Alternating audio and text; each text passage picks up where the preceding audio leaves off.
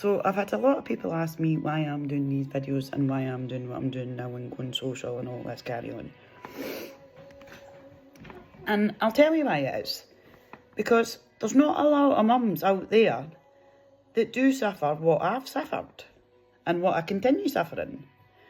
So I want to be a voice for these women. Because awareness needs raised. You know, see when us women suffer from being alienated from our children, and most of the time through no fault of our own, it's because of these narcissistic bastards, it's a whole fucking different ballgame. It actually breaks your heart, and it's worse than a death, because your child's still alive, your child's still out there. Do you know what I mean? So my videos are to raise awareness for all these women, and if all these women need help like I did, then they can reach out to me and I'll help them, or they can go over to my TikTok page, or they can go over to my YouTube page and see how I've helped myself this past year. But what I've had to do since last year is educate myself. As I say, I never knew narcissists were even a people. I never knew there was a name for them. I knew about abuse. I didn't know about that. Now, part of my, should we say, what would you call it now? Community service? Or, okay, I can't even remember the word it's thinking me, but anyway, part of my punishment was to do a college course on domestic abuse. And in doing that college course on domestic abuse, my eyes got opened when I was resonating with some things and telling some stories. So I ended up seeing a person on Facebook, and I reached out to this person, and my mind got blown away. Absolutely blown away on narcissists. How they operate, why they do what they do, and how to, because you need to find ways to deal with these people, because you're going to come across a narcissist no matter what, because they are in this world. They're like the devil. Do you know what I mean? The devil, you think, walks about in a red cloak with horns, or a black cloak with red horns, or whatever. Do you know what I mean? But the devil actually doesn't. The devil can be your fucking best friend. So, yeah, so this is why I'm doing my videos. This is why I'm posting what I'm posting. And if you see shit like this, you don't have to watch my videos. It's simple. Turn them off. Unfriend me. Block me. Do whatever you want. I don't care, because I'll still do what I do. Because more women do need help with this. It's heartbreaking to go through. It's gut-wrenching. And if I can help one mother to try and find a way through life, dealing with co-parenting with a narcissist, because I'm telling you something, you can't co-parent with a narcissist, it's fucking true. But anyway, that's what I wanted to say. So today I was fine. I was sitting up, having a good morning, and something came on Facebook. And I've shared the post, so if you want to see the post on, you go over and read it. But I thought I would just do a wee video on it anyway. So what I read was kind of it was resonating with me, because that was what I was learning. I have learned all these things. And it is mostly dads that get alienated. But us mums go through this too. You know, and when this happens, the men, they get the control, they get the power, they get the money. They get what they've always wanted. But it's a pain as mums would call literally absolutely heartbreaking.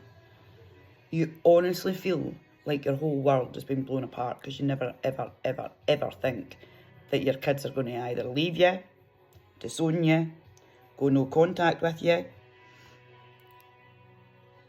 repeat everything their parents, they're hearing, and side with the other parent, more so the dad. Because no mums think this is going to happen. So, yeah, when you come across that, it's hard. It really is hard. You know, it's hard to watch your child being manipulated. It's hard to watch your child being used in a game, not being able to do all these things. with a child that you love more than life itself. Do you know what I mean? You grew that person in your stomach for 9 months. You gave birth to that person into the world. You know, and when you lose a child that's still alive, fucking hell, that's a pain. So when a mum survives this, you know, it takes a lot to pick yourself back up. You know, it takes a strong person to heal themselves, walk away, and as I say, let them. Because I'm reading the let them theory at the minute, and I'm still practicing these things. So my thing at the minute is let them. If they want to disown you, let them. If they want to think bad of you, let them. And if you want to read that book, I highly recommend it. So yeah, the other parent is always going to use anything and everything they can over an alienated parent. Any actions that alienated parent might take will be used against them. As I'm finding out, any debts the other parent might have, they use against the alienated parent because apparently it's all their fault. Nothing to do with the child, but the child still gets kept away from you. All about control and power, that's all it is. Control and power. Still being able to have that supply, as people call it. Because that's what it's all about, keeping the supply up with you. They can't talk to you because they don't know how to talk to you.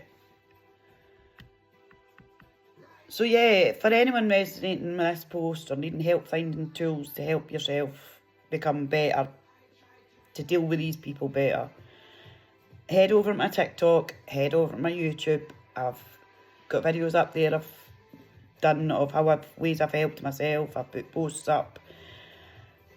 Feel free to have a look. And if you don't want to have a look, don't go. Don't be nosy and then slag me off. I'll do what I want to do. It's fuck all to do with you. But anyway, the post that I seen was, parent, don't do this to your child or to yourselves. Now, it's very, very true what I've read here. Anna's 8. She hasn't seen her dad in 3 years. At first, she asked when is daddy coming back. Now she doesn't even ask. She barely even remembers the sound of his voice. Peter is 12. He says he hates his dad, but can't explain why. He spends years hearing, your dad ruined everything. It's all his fault. You're better off without him. Estimates, people like Peter suggest that, it's estimated that 40 to 50% of divorcing couples show signs of parental alienation, with 10 to 15% leading to a complete breakdown in the parent-child relationship, usually with the father, though it can both ways, and in my case, it went my way, unfortunately. And my story is rare, as I've found out, but there is stories out there, and there's a bloody lot of them. But my stories are normalised trauma, is what they're calling it. So, yeah, what is parental alienation? Right? Because a lot of people are asking me that, and I'll tell you what it is. It's when one parent, usually it's the mum, and usually there's a damn good fucking reason for it, and usually I will stick up for it. However, there is cases where it's not called for, and in my case it wasn't called for. All I did was confront my ex in a garden, went mental, did one action. However, the new law with domestic abuse is now, if you do that one action, it's domestic abuse. So I'm here to say that one action, don't do it. Don't react when you're so emotionally charged that all you want to do is rage, because the narcissist will use it against you. And mine did. Got me arrested for domestic abuse. Hence why I'm telling this now. I've lived it, so I know what you're going through. But yeah, parental alienation is when one parent, often the mother, emotionally cuts off the child from the other parent, resulting consciously, sometimes no, but always with damaging results. The intended blow to the other parent ends up wounding the child most. Now, this is what's happened with me. I'm the one that's been alienated. I'm the one that's not seen my children. My child, because I got my other child back. And I'm the one that's telling my story because this is still happening even to this day, a year on. What's happening is you go 10 steps forward and 100 steps back. Or you get 2 steps forward and then you've got to take 1 trillion back because the other parent isn't happy that the child is having fun. But anyway, a father's absence in a child's life is linked to more behavioural problems, learning problems. It creates a higher risk of addiction, criminal behaviour. The list is endless. Alienating the mother can cause a child to struggle with trust, intimacy, and identity well into childhood. And that is true because I've seen my boy struggle. And it's not nice. Children who lose connection with a parent often lose a whole side of the family. Love, safety, support. That's happened with me. My brother never even got to see my son this weekend. Fucking sin. But anyway, let them. Their choices. It's psychological violence, and it happens every day to tens of thousands of children and parents in Poland.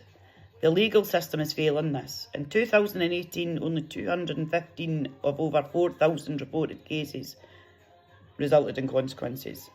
Kids can't fight for themselves. And loving, capable parents like me are losing in court. I couldn't find a lawyer that would take on my case because he ignored all the letters. So because he ignored all the letters, they couldn't do anything. They were up against a bit. Well, what could they do?